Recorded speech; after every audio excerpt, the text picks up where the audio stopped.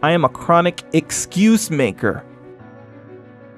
How do I stop making excuses and get things done? The chronic excuse maker. How do you stop making excuses? This is actually pretty simple. You have to realize, you have to know, you have to accept that all your excuses are lies. They are lies, all of them.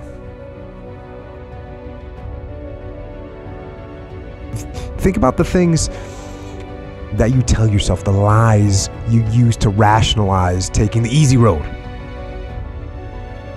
Taking the easy road and leaving discipline behind. Think about them. Woz and I started Apple in my parents' garage when I was 20. We worked hard, and in 10 years, Apple had grown from just the two of us in a garage into a $2 billion company with over 4,000 employees. I was lucky. I found what I loved to do early in life. And then I got fired. I was out, and very publicly out. What had been the focus of my entire adult life was gone, and it was devastating. I really didn't know what to do for a few months. But something slowly began to dawn on me.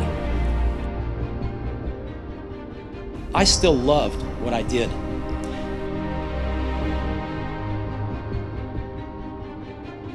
I get it done, even if I'm just going through the motions. I go through the motions.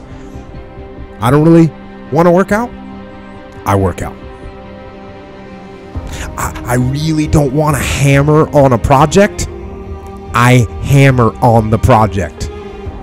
Don't really want to get up and get out of bed. I get up and get out of bed. Now, these could be signals that you need some time off. And those signals might be right. But don't take today off. Not today. Wait until tomorrow. Don't give in to the immediate gratification that is whispering in your ear. Shut that down. Do not listen to that little voice. Instead, go through the motions. Lift the weights, sprint the hill, work on the project, get out of bed. I'd been rejected, but I was still in love. And so I decided to start over. In the next 5 years, I started a company named Next, another company named Pixar, and fell in love with an amazing woman who would become my wife.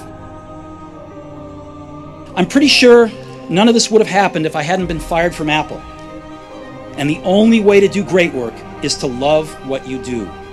If you haven't found it yet, keep looking and don't settle. You don't have time. That's a lie. You don't have support. That's a lie. You don't have the equipment or the gear. Lies. You don't know the best way. Who cares? That's a lie. Or you're too old, or you're too young. Of course you're too old or too young. Lie. And there's you're too busy. Sure you are. That's a lie. And you're too tired, or you're too sore, or you're just plain not feeling it. Lies, lies, lies. And the list goes on and on and on. And it doesn't stop if you don't make it stop.